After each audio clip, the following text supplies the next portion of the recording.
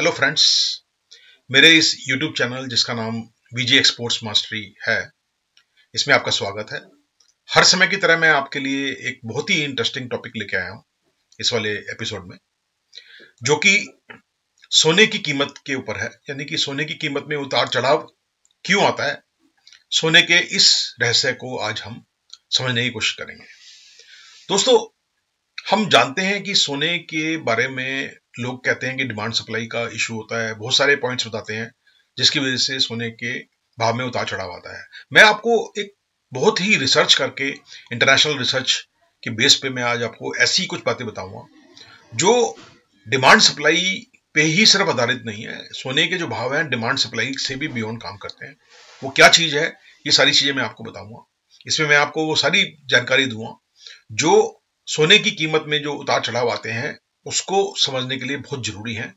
जैसे international production जो है, कहाँ पे होता है, कहाँ से सोना आता है, कहाँ कंज्यूम होता है, किस तरह कंज्यूम होता है, सोने के क्या क्या रूप होते हैं, ये सारी बातें मैं आज आपको इस वीडियो में बताऊंगा। आगे बढ़ने से पहले फ्रेंड्स, मैं आपसे रिक्वेस्ट करूंगा कि आप इस चैनल को सब्सक्राइब करें, और सब्सक्राइब जब करेंगे तो उसमें जो बेल का बटन है वो जरूर दबाएं, जिससे कि इस तरह की जो मैं वीडियोस लेके आता हूं उसकी नोटिफिकेशन आपके पास ऑटोमेटिकली आती रहे। तो दोस्तों, सबसे पहले मैं आपको ये बताऊंगा कि दुनिया में सोना कहां से आता है, कौन से वर्ल्ड के टॉप प्रोड्यूसर हैं गोल्ड के। तो ये मैं आपको बताऊंगा। आप शायद जानते हो कि पहले जो वर्ल्ड का सबसे बड़ा प्रोड्यूसर था वो साउथ अफ्रीका था। आज साउथ अफ्रीका का कहीं टॉप में कहीं भी नाम और निशान नहीं है। तो ये चेंजेस काफी आई हैं, और इस समय जो टॉप के वर्ल्ड प्रोड्यूसर हैं जो गोल्ड के, माइनिंग करके जो गोल्ड निकालते हैं, वो पहले नंबर पे चाइना है, दूसरे नंबर पे ऑस्ट्रेलिया है, तीसरे नंबर पे रशिया है, और चौथे नंबर पे यूएस है। और आप देख सकते हैं कि चाइना का जो प्रोडक्शन है वो 404 टन है रिसेंट ईयर्स में पर ईयर, और ऑस्ट्रेलिया का है 320 के करीब, और रशिया का करीब 300 के करीब है, और यूएस का 220 के करीब प्रोडक्शन है। 220 टन के करीब प्रोडक्शन है साल का। और टोटल जो माइनिंग होती है गोल्ड की इस समय, उसका जो फिगर आ रहा है एनुअल, करीब करीब 3500 टन के करीब आ रहा है। तो हमें यह बात समझने की जरूरत है कि ये जो माइनिंग होती है ये बहुत बड़े स्केल पे कहीं भी नहीं होती। जो सबसे बड़ी माइन है वो साल के अंदर 3-3.5 टन से ज्यादा सोना नहीं निकाल पाती है। यानी कि सब छोटी छोटी 1 टन, आधा टन, इस तरह की माइनिंग होती है। बहुत छोटे स्केल पे माइनिंग होती है, कोई बहुत बड़े स्केल पे ये माइनिंग नहीं होती। यानी कि माइनिंग के जो ऑपरेशंस है, माइनिंग की जो ऑपरेशंस है उसके बहुत सारे नंबर्स हैं, बहुत बड़ी संख्या में लोग ये काम करते हैं, अलग अलग जगहों पे माइनिंग करते हैं। तो आप ये देखिए कि चाइना इस समय टॉप पे चल रहा है, और साउथ अफ्रीका का कहीं नाम नहीं है। अफ्रीका में अगर आप देखें तो आजकल सोना सिर्फ घाना में निकल रहा है, और किसी कोई खास कंट्री में सोना नहीं निकल रहा है। तो वहां पे इलीगल तरीके से भी सोना निकलता है, तो कुछ सोना इलीगल माइनिंग से भी आता है।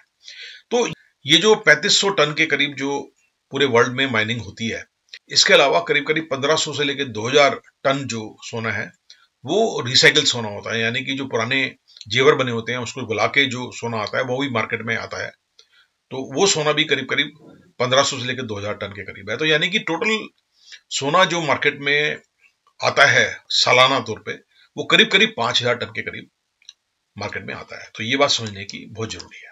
तो अगर हम ये बात जाने कि सप्लाई तो हम समझ गए हैं, अगर हम ये जानना चाहें कि सोने की खपत कहां होती है, तो सबसे ज्यादा खपत जो है वो चाइना, इंडिया में होती है, उसके बाद यूएस में होती है, और जर्मनी में होती है। और आप खपत देखें, अगर आप टॉप कंज्यूमर्स की जो खपत देखेंगे, तो इंडिया की जो खपत है ज्वेलरी के पॉइंट ऑफ व्यू से 137 टन है, चाइना की 132 टन है, और यूएस और यूएई जो थर्ड और फोर्थ नंबर पे हैं उनकी बहुत ही कम कंजप्शन है ज्वेलरी में।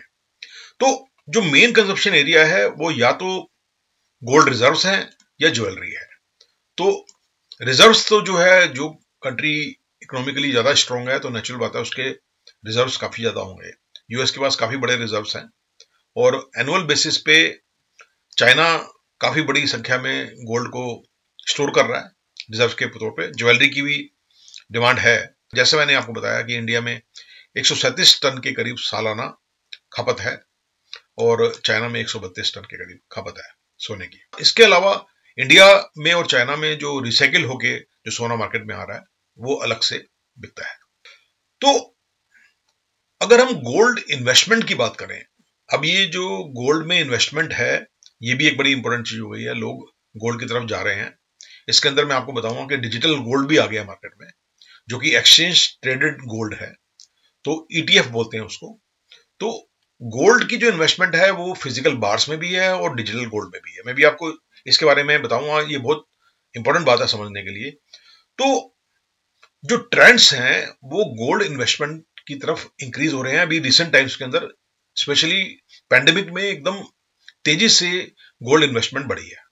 तो क्वेश्चन ये उठता है कि ऐसा क्यों हुआ है, ये बात समझना बहुत जरूरी है कि ऐसा क्यों हुआ है।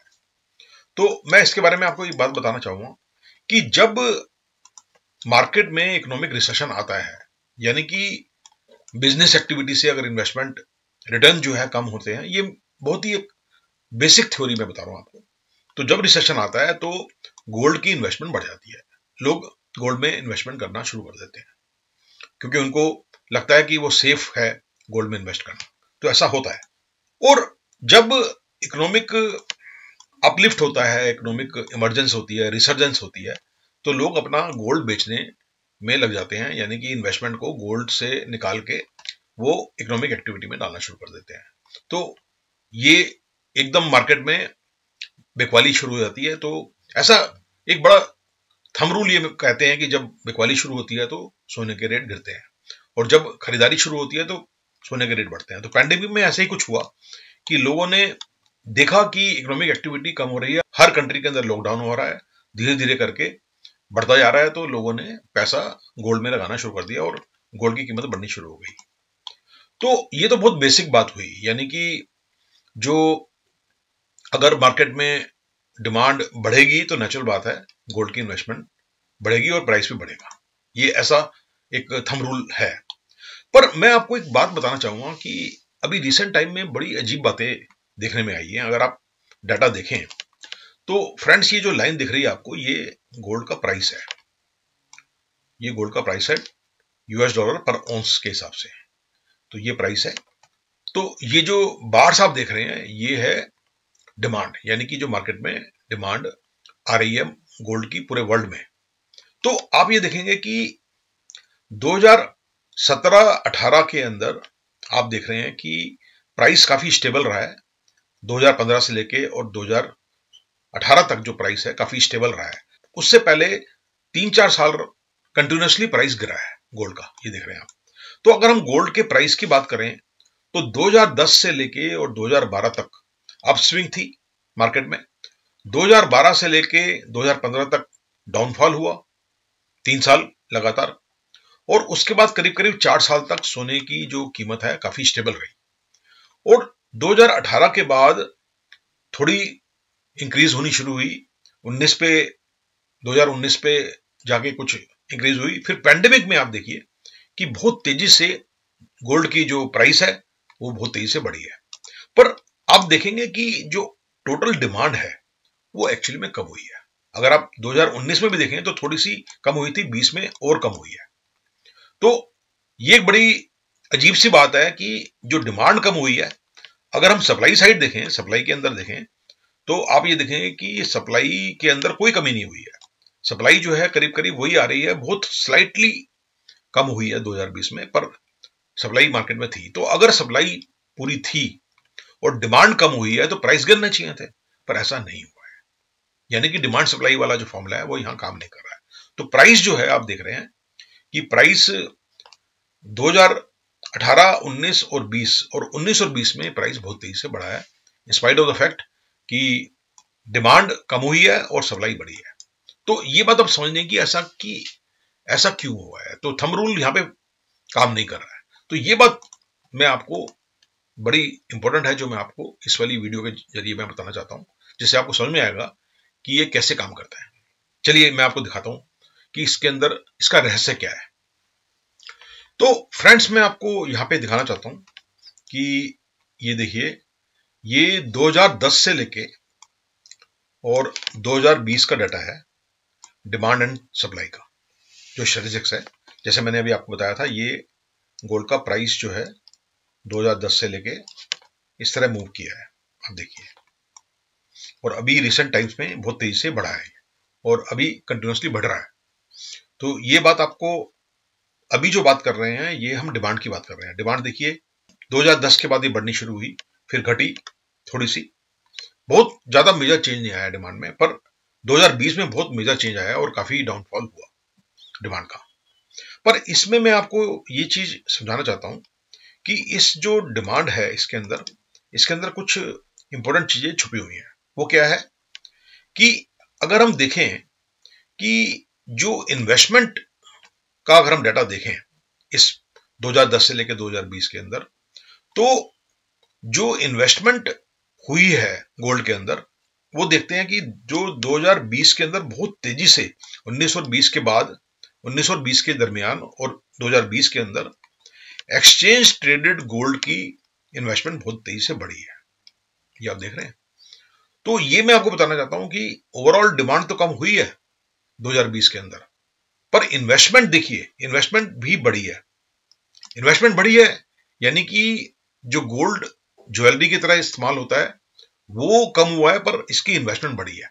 और उस इन्वेस्टमेंट में भी जो एक्सचेंज ट्रेडेड डिजिटल गोल्ड है उस पर इन्वेस्टमेंट ज्यादा बढ़ी है। तो आप देखिए कि अब आप अगर आप 2010 से लेके और 2020 का डाटा देखेंगे, जब जब डिजिटल गोल्ड के अंदर इन्वेस्टमेंट बढ़ी है, प्राइस बढ़े हैं, और जब जब बिकवाली हुई है डिजिटल गोल्ड की, उसके बाद प्राइस गिरे हैं। फिर दोबारा से आप देखिए 2016 में डिजिटल गोल्ड में इन्वेस्टमेंट बढ़ी तो प्राइस भी बढ़ गया। उसके बाद आप देखिए कि 2018 के अंदर डिजिटल गोल्ड के अंदर इन्वेस्टमेंट कम हुई है तो प्राइस भी स्टेबल रहा है, बढ़ नहीं पाया उतना। पर उसके बाद 2018 के बाद जैसे जैसे डिजिटल गोल्ड में लोगों ने इन्वेस्ट किया है, प्राइस बढ़ने शुरू हो गए हैं। यानी कि ओवरऑल डिमांड का जो रेशो है सप्लाई के साथ वो यहां काम नहीं कर रहा है। इसके अंदर इन्वेस्टमेंट बढ़ना, एक तो ओवरऑल इन्वेस्टमेंट बढ़ना, और वो इन्वेस्टमेंट अगर डिजिटल गोल्ड में बढ़ रही है यानी कि एक्सचेंज ट्रेडेड फंड में गोल्ड बढ़ रही है तो प्राइस बढ़ रहा है। तो ये बात समझनी बहुत जरूरी है। अभी मैं आपको थोड़ा सा और डिटेल में इसको समझाने की कोशिश करूंगा कि आप ये देखिए कि हम अगर इसको क्वार्टरली पॉइंट ऑफ व्यू से देखें इस डाटा को, यानी कि हर क्वार्टर में अगर आप देखें तो जो 2020 का फर्स्ट क्वार्टर है और 2021 का जो फर्स्ट क्वार्टर है उसके बीच में देखें तो यहां देखिए ये 2020 के अंदर हर क्वार्टर में डिजिटल गोल्ड के अंदर इन्वेस्टमेंट बढ़ी है तो प्राइस बढ़ा है। इसके बाद डिजिटल गोल्ड में इन्वेस्टमेंट कम हुई तो प्राइस गिरना शुरू हो गया। उसके बाद बिकवाली शुरू हो गई, यानी कि करीब करीब जो लास्ट क्वार्टर था 2020 का उसमें बिकवाली शुरू हुई, काफी तेजी से बढ़ी बिकवाली और प्राइस भी गिरने शुरू हो गए। आपको मैं बता दूं कि इंडिया के अंदर इस समय में जब ये टॉप पे प्राइस आ गया था, करीब करीब $1900 पर ऑन्स प्राइस आ गया था, इंडिया के अंदर 60,000 रुपए पर तोला प्राइस आ चुका था, जो अभी घट के दोबारा से वापस 50,000 के अंदर आ गया, बीच में 46,000 तक आ गया था, आप देखेंगे। और उसके बाद फिर स्लाइटली फिर बढ़ना शुरू हुआ है 2021 में, अभी ये सेकंड और थर्ड क्वार्टर में स्लाइटली बढ़ना शुरू हुआ है। तो आप देख रहे हैं कि इसका रिलेशन जो है डिजिटल गोल्ड की इन्वेस्टमेंट से बहुत ज्यादा इंपॉर्टेंट है, और ओवरऑल इन्वेस्टमेंट तो है ही। अगर हम सप्लाई साइड देखें, अगर हम इसको एनुअल बेसिस पे देखें सप्लाई, तो सप्लाई में आप देखिए सप्लाई से कोई असर नहीं पड़ रहा है, यानी कि सप्लाई ना तो कोई खास बढ़ रही है ना घटी है। उसके बाद भी प्राइस जो चेंजेस हैं गोल्ड के वो बहुत तेजी से बढ़ने शुरू हुए हैं, यानी कि सप्लाई ज्यादा इंपॉर्टेंस नहीं दे रही है। अगर हम उस फॉर्मूले से चलें डिमांड सप्लाई वाले, तो वो फॉर्मूला यहाँ काम नहीं कर रहा है। गोल्ड का प्राइस जो है वो काफी कुछ इन्वेस्टमेंट से रिलेटेड हो रहा है, यानी कि ये कहना कि फेस्टिवल सीजन के अंदर ज्वेलरी की डिमांड बढ़ती है, शादी के सीजन में डिमांड बढ़ती है, और इंडिया एक बहुत बड़ा बायर है, इंडिया और चाइना बहुत बड़े बायर है। तो अगर हम इंडिया की बात करें, यानी कि इंडिया में अगर शादी का सीजन हो रहा है तो लोग ज्वेलरी खरीदेंगे, ये बात तो है, पर उससे ज्यादा इंपॉर्टेंट बात यह है कि गोल्ड में इन्वेस्टमेंट अगर बढ़ रही है तो उस पर प्राइस पे बहुत तेजी से असर पड़ रहा है। ज्वेलरी के लिए जो गोल्ड की रिक्वायरमेंट है जो फेस्टिवल टाइम में या शादी के सीजन में, वो चीज अब काम नहीं कर रही है। तो मेरी इस वीडियो का जो मेन पर्पस था वो आपको ये बात बताना था कि अब जो पैरामीटर्स हैं गोल्ड के और गोल्ड के प्राइस के, वो थोड़े चेंज हो रहे हैं, और लोगों का जो रुझान है वो गोल्ड इन्वेस्टमेंट की तरफ बढ़ रहा है, specially digital gold, ETF, exchange traded funds जो हैं गोल्ड के उस पर बढ़ रहा है। तो आप देख रहे हैं कि जो गोल्ड की डिमांड है वो इस डायरेक्शन में जा रही है, तो प्राइस पे बहुत तेजी से असर पड़ रहा है। तो मैं आपको ये बताना चाहूंगा कि आने वाले टाइम में क्या होगा, कि क्योंकि डिजिटल गोल्ड में उतार चढ़ाव होते रहेंगे, इन्वेस्टमेंट में बहुत तेजी से बढ़ेंगे, तो आप देखेंगे कि जो गोल्ड है वो एक शेयर मार्केट की तरह काम करना शुरू कर देगा, यानी कि बहुत तेजी से उछाल आएंगे और बहुत तेजी से गिरावट भी आ सकती है। तो इसलिए आपको गोल्ड की इन्वेस्टमेंट में अब आपको केयरफुल होना चाहिए। तो मैं इस वीडियो में आपको यही बातें बताना चाहता था और यही मैं सोने का रहस्य आपको बताना चाहता था। और मेरे को ऐसी उम्मीद है कि इस वाली वीडियो से आपको काफी हद तक गोल्ड के बारे में और गोल्ड के पीछे सप्लाई डिमांड कैसे काम करती है इसके बारे में आपको कुछ आपकी नॉलेज में इजाफा होगा। तो अगर आपको ये फ्रेंड्स मेरी वीडियो पसंद आई है, तो ऐसी वीडियो मैं इस YouTube चैनल पे लेके आता रहता हूं। तो आपने अगर सब्सक्राइब नहीं किया तो इसको सब्सक्राइब कर लें और बेल का बटन जरूर दबाएं, जिससे आपको नोटिफिकेशन मिलती रहे। Thank you very much.